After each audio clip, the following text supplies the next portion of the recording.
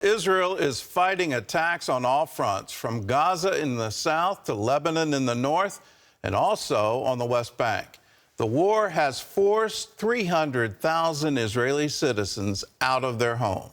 As the conflict escalates, fears of a second front are growing. The threat from Hezbollah could be Israel's biggest challenge. Chris Mitchell reports from the Lebanese border. Now in its third week of the war with Hamas, Israel is dealing with multiple fronts on the southern border, the northern border, and in the West Bank. In Gaza, the IDF continues to pound targets as a prelude to a likely ground invasion. In the West Bank, the IDF has arrested dozens of Hamas terrorists and hit a mosque used as a weapons depot and stopped an imminent terror attack. Dozens of communities in the north and south are being evacuated, with 300,000 Israelis living away from their homes. And on the northern border, Israel and Hezbollah are trading rockets, anti-tank rounds, and artillery. The front with Hezbollah may well represent Israel's biggest challenge. On Sunday, Iran's foreign minister warned a regional war could break out if Israel continues striking Gaza, a veiled threat that Hezbollah would join the war. Israeli Prime Minister Benjamin Netanyahu then warned Hezbollah. If Hezbollah decides to enter the war, it will make the mistake of its life. We will cripple it with a force it cannot even imagine. And the meaning for Hezbollah and for the state of Lebanon will be devastating. But we are prepared for any scenario. We're in the community of Stula, just a few yards away from the Lebanese border. About 90% of this community has been evacuated since the beginning of the war. Behind me, you can see a Hezbollah observation tower. Hezbollah has set up about 50 of these all along the border. The towers are just one part of the Iranian-backed terror group's plan to attack Israel. And for days, Hezbollah has been increasing its attacks. This is the scene of one of the Hezbollah rocket attacks fired from over there just over a mile away. It landed here and killed one Israeli Arab who came here to work and injured 3 others. CBN News talked with the IDF commander of the area, who says Israel is ready. We called all our reservists, or most of our reservists, and we had a set plan to defend the northern part of Israel. We were able to bring them here, prepare them, put them in the places that we planned ahead, which I can't elaborate, but are prepared. Retired Lieutenant Colonel Sarit Zahavi has studied Hezbollah's strategy for years and sees a carbon copy of Hamas's plans in the north. Hezbollah published similar offensive plan a decade ago with the same details, just as it happened in the south. And we understand that Hezbollah is preparing to execute the same plan in the north. Despite massive U.S. deployment in the region and Israeli forces on the border, Zahavi believes Iran is moving forward with their plan. This means preparation for invasion of thousands of Hezbollah, the same as what you saw in the south, except Hezbollah is bigger.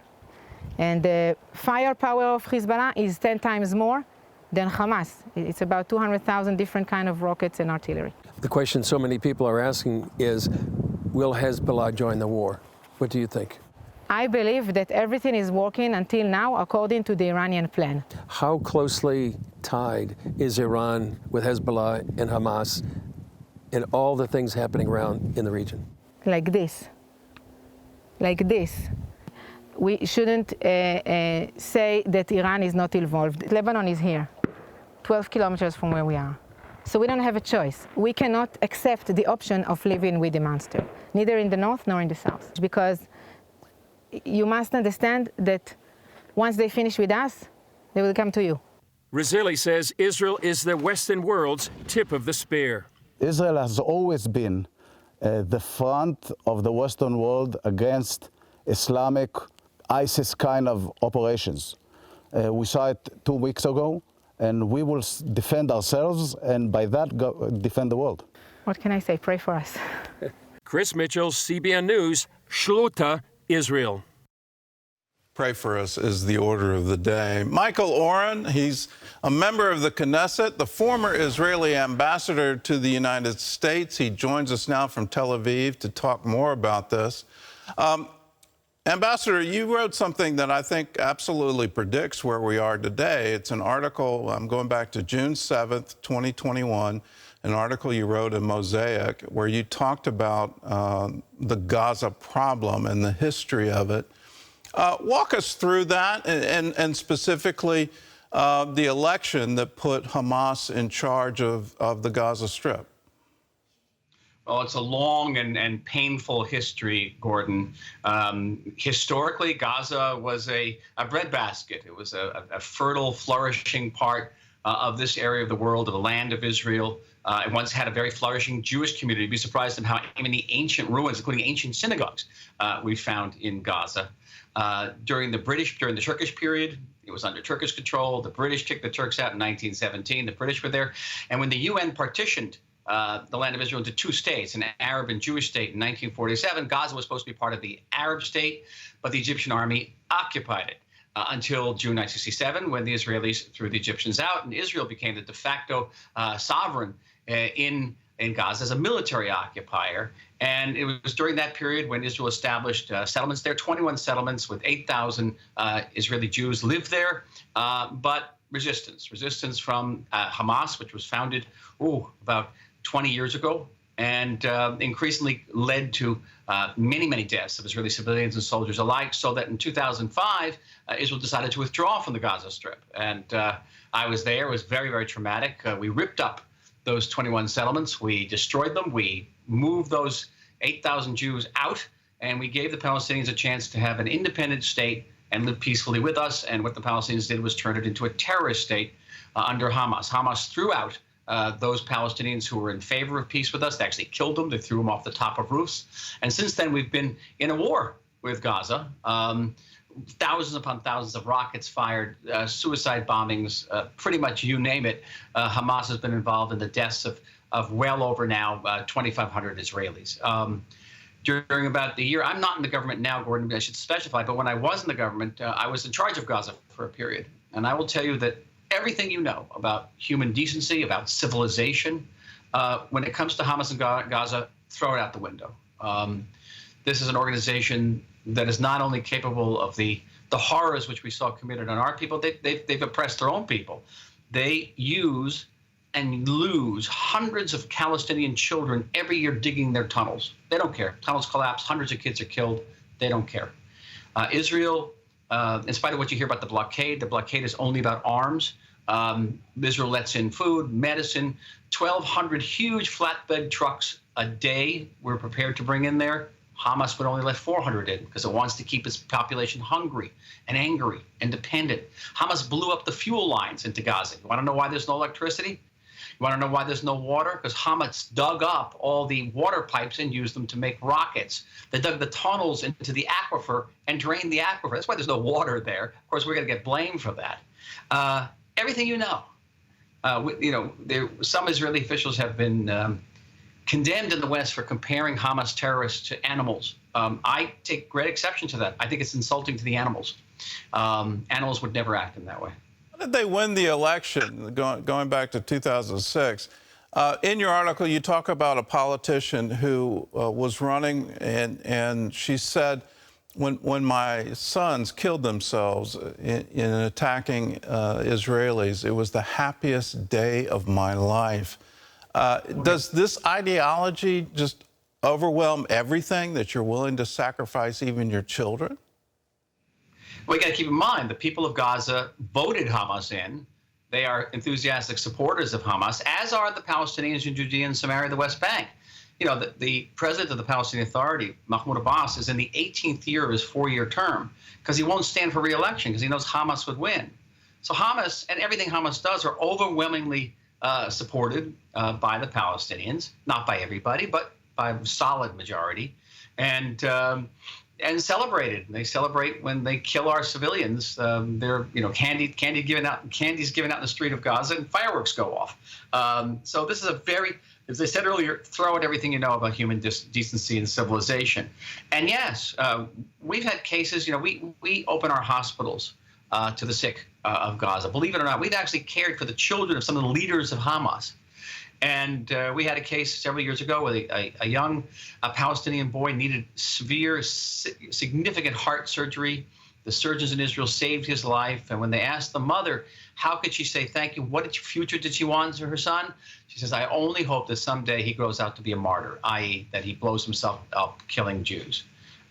This is a radically different universe. It's very difficult for us who are part of a different civilization to understand this universe. But I know, speaking to the 700 Clubs, when I say that there's evil in the world, you know what I mean. This is evil, pure and black evil. And we absolutely saw the face of evil in that horrible attack. I mean, it just is, you can't comprehend a human being would chop a baby's head off, but that's what happened. How can we... Least of it. I went to a funeral yesterday for an 18-year-old girl who was shot in front of her parents. Father was kidnapped. The terrorists filmed it in detail and then put that film up on the victims' families' Facebook, so the whole family could see it. Well, how do we control the narrative? We had a reporter go through the Old City talking to Arabs there, and so you're in Israel. These are Israeli citizens. And they absolutely did not believe that the atrocities happened. How can we possibly control the truth and say, let's get the truth out and get it to the very people that really need to hear it and really need to see what Hamas did? We just have to keep repeating it. It has to be a world that's willing to listen, because some of these horrors are beyond human imagination. And it's maybe easier to see a soldier firing a gun or a plane dropping a bomb, but to see these animals, I don't want to insult the animals, these beasts, these monsters, chopping up bodies. I spoke to an aid worker who was one of the first to go into those farms along the border, the kibbutzim, and he had said he had been an aid worker, first aid worker in through all the terrorist attacks in Jerusalem, the bus bombings, the suicide bombings. He said he had never seen anything like this, that anything that could be done to a human body short of cannibalism was done by these monsters. And that is difficult for us as human beings who maybe believe in a basic human goodness to believe. It's very difficult. It challenges us. It does. Well, the ideas occurred to me just as the U.S. troops in Germany forced the villagers to come to the concentration camp and walk them through the horror of it. Shouldn't that be what we do today? Force people to confront it and say, are you really supporting this? Is this really what you believe? Is this really what you want to do? Well, I'd like to believe that the people of Gaza would be horrified by that. I'm not convinced. Okay. Well, let's talk about politics now. I think Hamas was trying to derail the Abraham Accords. Is that now completely off the table? Is there any hope for for peace at this point in time? Well, the Abraham Accords is a treaty between Israel and 4 Arab countries: the United Arab Emirates, Bahrain, Sudan, and Morocco. And those accords are holding. They're strained. I think what Iran was about, Iran being the principal funder and trainer of Hamas and the owner of Palestine Islamic Jihad, they wanted to block the pending treaty between Israel and Saudi Arabia. The Iranians were very much afraid of a joint Saudi-Israeli front. They were afraid of Saudi Arabia getting nuclear power, and they were willing to do everything possible to block it, and I think they have for the time being. A lot will depend on whether Israel can restore its deterrence power, whether Israel can restore its prestige in the Middle East. Many of these countries signed these accords because we were perceived as the one country in the Middle East that was standing up both to Sunni extremism in the form of the Muslim Brotherhood, Hamas, and Shiite extremism in the form of Iran and Hezbollah. And right now we have to prove that again, so that these countries will see that even though their populations may be very critical of Israel, it's in their strategic economic interest to have peace with us. So we're going to have to prove that. Well, you just wrote an article arguing Israel should turn from attacking Hamas and launch a preemptive strike against Hezbollah. In the history of warfare, getting into 2 fronts, particularly a front that could include urban warfare, is not particularly a good idea. Why are you recommending that course of action? Because Hamas is trapped. Hamas can't go anywhere.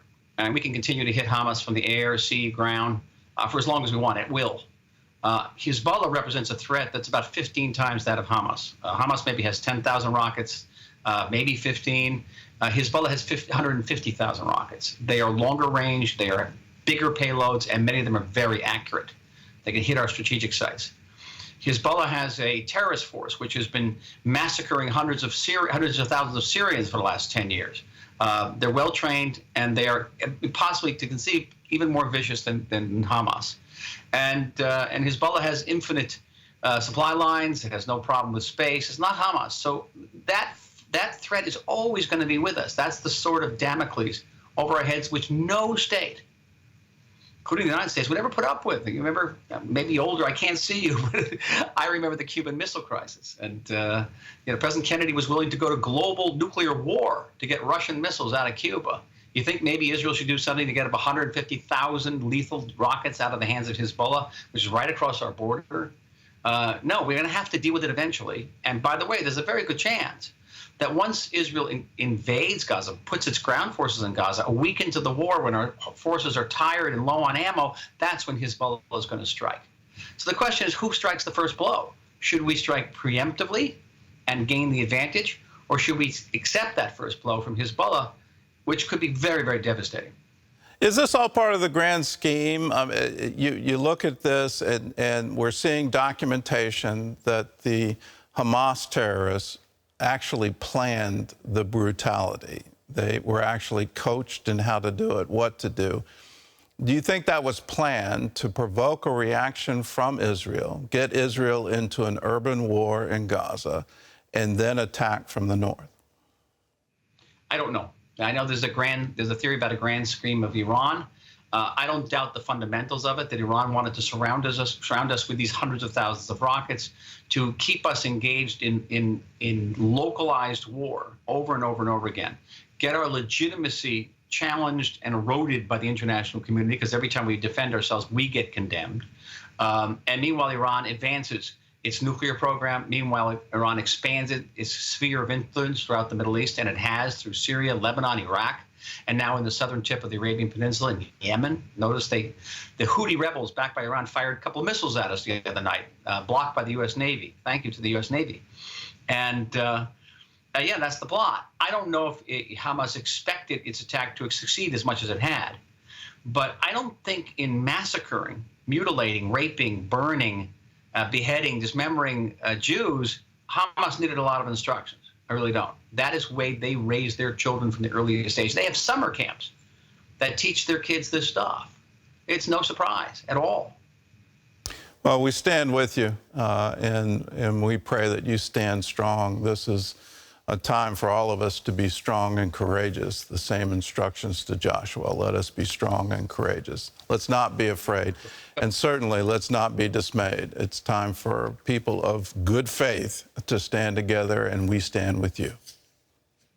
Thank you very much. Thank you very much to all of you. All right. Be well. Ambassador Oren, thanks for joining with us.